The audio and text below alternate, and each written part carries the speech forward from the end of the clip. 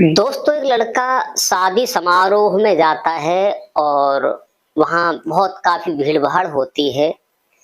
तो दावत खाने के लिए सब लोग अपने-अपने जो गेस्ट हाउस में बफर चलता है उसमें दावत खा रहे थे। वहीं जो महिला होती है, उस महिला को देख कर के वो लड़का एकटक देखता ही रहता है और महिला उसे देखती रहती है एकटक। और उस महिला की आंखों से उसके गाल पर लकीर बनाते हुए आंसू जमीन में समा रहे थे। देखने वाले लोग देख रहे थे, उस लड़का को भी देख रहे थे और उस महिला को भी देख रहे थे, क्योंकि दोनों ही एक दूसरे को देखकर इतने रो रहे थे कि हाथ में जो थाली थी वो छूट जाती है और एक दूसरे को इस प्रकार देखते हैं, भाग करके एक दूसरे की जेट भर लेते हैं। दोस्तों, कहानी बड़ा ही इंटरेस्टिंग है। थोड़ा सा समय निकाल करके कहानी अवश्य सुनिए। बहुत ही मार्मिक कहानी है, शिक्षाप्रद कहानी है। नमस्कार, प्रणाम। मैं हूं प्रेम यादव। ये सच्ची कहानी जो लेकर उपस्थित हुआ हूं, ये कहानी जिला जालौन की है, जो उत्तर प्रदेश का जिला जालौन पड़ता है, वहां की कहानी है। दोस्तों, लड़के का नाम होता है अवनीश और लड़की का नाम होता है जानवी। अवनीश अपनी एक रिश्तेदारी में गया हुआ होता है। शादी होती है, शादी समारोह में बहुत सारी भीड़ होती है और भी लोग आते हैं जाते हैं, लेकिन जब वहाँ विवाह होता है तो देखा है कि लड़कियां जयमाला स्टेज पर सज धज करके जाती हैं, बहुत अच्छे अच्छे कपड़ा पहनती हैं। कपड़ा पहनने के बाद, क्योंकि वहाँ दुल्हन से भी ज्यादा सुंदर लगने में कोई कसर नहीं छोड़ते, तो वहाँ लड़कियां आती हैं, दुल्हन आती है सज धज करके। उसके साथ एक लड़की होती है, बहुत खूबसूरत होती है, बहुत स्मार्ट होती है। और जैसे ही वहां पहुंचती है, ये अवनीश गया हुआ होता है उस रिश्तेदारी में, तो उस लड़की को देखता है। देखने के बाद एक टक देखता ही रहता उसे। जब तक वह शादी समारोह में जयमाला पड़ती है, जयमाला पड़ने का कार्यक्रम घंटे, आध घंटे, 2 घंटे में पूरा होता है, तब तक अवनीश की नजर जानवी से हटती नहीं है। इतनी एकटक उसे देखता है, ऐसे देखता है कि मानो इसका कुछ खो गया हो, इसने कुछ चुरा लिया हो। लेकिन वो लड़की इसकी तरफ उस समय कोई गौर नहीं करती है। जब गौर नहीं करती, उसके बाद में वो लड़की उस दुल्हन के साथ चली जाती है। उधर जो लड़का अपने माता पिता से कहता है कि ये लड़की मुझे पसंद है, क्योंकि लड़का अच्छा खासा पैसे वाला था। अगर शादी करनी है तो हम इस लड़की से ही करेंगे। तो वो लड़की कोई और नहीं होती, वो लड़की उसके मामा की लड़की होती है, कोई गैर नहीं, सगे मामा की लड़की होती है। कहते हैं कि मामा की लड़की बुआ के लड़का के लिए शादी हो जाती है। दोस्तों, जब उसके मामा से कहा गया तो मामा कहने लगे, अगर कोई बात है, हमारा भांजा है, अगर तैयार है तो हम शादी कर देते हैं। और जब उस लड़की को पूछा गया तो लड़की आग बबूला हो गई। कहा, इस लड़के से तो शादी हम हरगिज कर ही नहीं सकते, इसके साथ हम कभी जिंदगी नहीं बिता सकते, इसके साथ शादी नहीं करेंगे। उस लड़का से जब कहा तो लड़का को बेइज्जती महसूस हुई।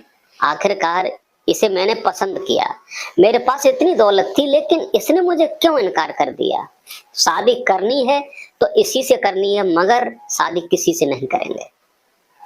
इतनी कह करके शादी का किसी प्रकार से रिश्ता पक्का हो जाता है, शादी तय हो जाती है। शादी तय होने के बाद रीति रिवाजी से विवाह होता है। अवनीश दूल्हा बन करके आता है, बड़ा हंसी खुशी से शादी में लेन देन होता है। लड़की भी, इसमें ये पता नहीं था कि इसमें होगा क्या आगे चल करके। दोस्तों, शादी जब होती है, दुल्हन बनती है जानवी, वाह, इज्जत विवाह होता है, लेन देन था काफी पैसे का, वो भी होता है। और दुल्हन बनने के बाद जानवी ससुराल पहुंच जाती है। और जब ससुराल पहुंचती है तो अवनीश जो था उसे पसंद तो करता था, लेकिन उसके दिल में ये बात गूंज रही थी कि ये लड़की घमंडी है। और वहां भी जाकर के जानवी ने अपना घमंड कम नहीं किया, उसी तेज तर्रार से देखती थी। वो कहती थी कि मैंने तो अपनी तरफ से विवाह नहीं किया है, तुम्हारी गर्ज थी इसलिए विवाह किया। दोस्तों, इसके चलते साल, 2 साल, 3 साल बनती है, इनकी 2 बच्चियां हो जाती हैं, लड़कियां। लड़कियां होने के बाद इनमें मन मिटाव होना शुरू हो जाता है। यहाँ तक मन मिटाव होता है कि एक दूसरे का ये लोग साथ छोड़ देते हैं। साथ छोड़ने के बाद जानवी जो होती है, एक लड़की छोटी वाली जो बच्ची होती है उसे अपने साथ ले आती है, बड़ी लड़की को अवनीश के पास छोड़ देती है और आकर के कोर्ट में तलाक के कागज डाल देती है और दोनों लोग तारीख पर जाते हैं। लेकिन अवनीश कहता है कि फिर भी सोच समझ लो, अगर ऐसी बात है तो एक दिन पछताना होगा, लेकिन जानवी नहीं मानती। समय चलते इन लोगों में डिवोर्स हो जाता है। डिवोर्स होने के बाद ये लोग अपने अपने घर रहने लगते हैं। घर जब रहते हैं धीरे धीरे इनमें 12 वर्ष हो जाते हैं, इतना अंतराल होता है। जो उनकी छोटी बेटी थी वो भी बड़ी हो गई, 12-13 साल की हो गई, और जो बड़ी वाली थी वो भी 14 साल की हो गई। दोस्तों, इधर अवनीश जो होता है ये विवाह कर लेता है। इसका विवाह हो जाता है डिवोर्स के बाद, 2-1 बच्चे भी हो जाते हैं उस पर। लेकिन पुनः अपने बच्चों को लेकर, अपनी फैमिली को लेकर अवनीश अपनी रिश्तेदारी में मैं फैमिली के एक शादी में जाता है। शादी में जब जाता है तो वहाँ काफी भीड़ होती है, सब लोग एकत्रित होते हैं, सब लोग दावत खा रहे होते हैं, बफर का काम चल रहा था। जैसी भी जिसकी इच्छा होती है वो खाना पीना खाते हैं। दोस्तों, अवनीश जैसे ही अपना खाना परोस करके लाता है, एक तरफ खड़ा होता है तो क्या देखता है कि उधर से जो महिला है, लगभग उम्र इसकी 40 साल के आसपास हुई होती है, वो भी हाथ में थाली लगी हुई होती है और वो भी खाना खा रही थी। जैसे ही उस महिला की नजर अवनीश पर पड़ी, अवनीश ने इतनी गौर नहीं की, जैसे ही उस पर पड़ी तो हाथ की थाली हाथ में रहती है और अवनीश को घूर घूर करके देखती है और वो रोने लगती है फूट फूट करके। जब रोने लगती है आंखों से आंसू जर-जर जमीन पर टपकने लगते हैं। दोस्तों, इसके बाद में जब अवनीश उसे देखता है तो अवनीश देखता ही रहता है और कहता है कि ये तो मालूम पड़ती है जानवी है। आज 12 सालें हो गई, इतना बदलाव, ये तो बहुत मोटी ताजी थी लेकिन अब सूख कर कांटा हो चुकी है, इसका शरीर जर्जर हो चुका है, ये क्या हुआ है। दोस्तों, जब ये दशा देखते हैं एक दूसरे को तो एक दूसरे को देख करके रोने लगते हैं। लोग जो पास में खड़े होते हैं कभी अवनीश की तरफ देखते हैं तो कभी जानवी की तरफ देखते हैं कि दोनों फूट फूट करके रो रहे थे। लेकिन कुछ लोग जानते थे कि इनमें डिवोर्स हुआ है, पहले ये पति पत्नी थे। दोस्तों, उसके बाद थाली हाथ से एक दूसरे को छूट जाती है और एक दूसरे को देख करके एक दूसरे की जेट भर लेते हैं और वहीं ऐसे रोने लगते हैं कि मानो बिछड़े हुए कई वर्षों के बाद ये मिले हैं और बिछड़े हुए थे। अवनीश के बच्चे आते हैं, पापा ये करना वो करना, लेकिन अवनीश कुछ ध्यान नहीं देता बच्चों की तरफ। जब ये दशा देखते हैं तो वहां के लोग होते हैं, कहते हैं कि इनका आज से 12 साल पहले डिवोर्स हुआ। लेकिन अवनीश का तो विवाह हो चुका था लेकिन जानवी का विवाह नहीं हुआ था। तो जानवी भी परेशान हो चुकी थी और कहा कि इस रिश्ता तोड़ने से जिंदगी बर्बाद हो जाती है, कयामत आ जाती है, क्या करूं। मैंने अपने पति को छोड़ा था और जेठ भर के कहती है कि अब नहीं, एक पल तुम्हारे बगैर मैं नहीं रह सकती, मैं तुम्हारे साथ ही चलूंगी। दोस्तों, इसके बाद लोग होते हैं, जानवी के माता पिता भी वहां होते हैं और भी लोग होते हैं, तो उन लोगों को अलग कर देते हैं और कुर्सी डाल देते हैं बैठने के लिए, एक दूसरे बातें करते हैं। अवनीश कहता है, जानवी तुमने हमसे एक बात कही थी, उस बात का ध्यान है, शायद आपका घमंड दूर हुआ हो या न हुआ हो, ये तो आपको महसूस होता होगा। जानवी कहती है, बताइए। आपने जब शादी हमारी आपकी हुई थी, मैंने पसंद किया था, तब तुमने कहा था कि इसके साथ तो हम किसी प्रकार से शादी नहीं करेंगे, ये काला कलूटा है। मैं किधर से काला था, इसको मैं पसंद नहीं करती हूँ। फिर जैसे तैसे शादी हो गई, तुम्हारी हमारी बहुत बड़ी बेइज्जती की थी। शादी होने के बाद फिर जैसा हुआ वैसा हुआ, लेकिन तुम्हारा जो घमंड था वो ऑटोमेटिक चूर हुआ, हम और आप में डिवोर्स हो गया।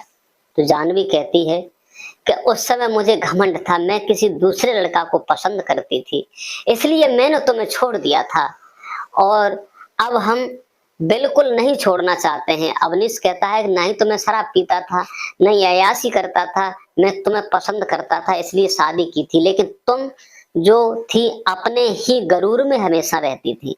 आपने जो किया उसका पश्चाताप तुम्हें हुआ हो या ना हो। जानवी कहती है हमें बहुत पश्चाताप हुआ है, अब तुम्हारे बगैर मैं रह नहीं सकती, बेटी तुम्हारी याद करती रहती है, मुझे अपने साथ ही ले चलो, मैं आज ही चलने को तैयार हूँ। दोस्तों, वो एक दूसरे का मोबाइल नंबर ले लेते हैं। लेने के बाद जब बात करते रहते हैं, करने के बाद अवनीश की शादी हो चुकी थी। अवनीश कहता है अपनी उस पत्नी से कि वो घर आना चाहती है, आपकी क्या इजाजत है।